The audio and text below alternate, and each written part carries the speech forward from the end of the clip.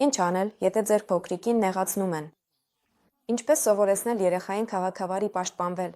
Եթե խոսում ենք մանկական միջավայրի մասին, ապա գործողությունների հաջորդականությունը կարող է այսպիսին լինել։ Սկզբում ասա մյուսին, որ քեզ դա դուր չի գալիս։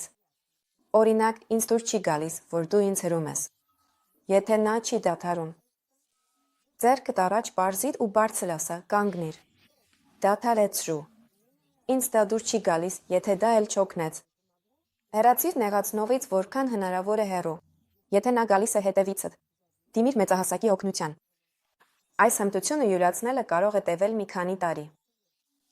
Ժամանակ առ ժամանակ կրկնեք այս հաջորդականությունը երեխայի հետ, երբ նա ձեզ պատմում է, որ իրեն նեղացրել են։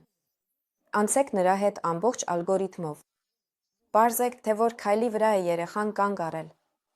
Հիշեցրեք նրան ամբողջ շղթան։ Խաղացեք դերերով։ Սկզբում դուք եք երեխայի դերում, իսկ փոքրիկը նեղացնողի դերում։ Նա ցույց է տալիս, թե ինչ են անում իր հետ,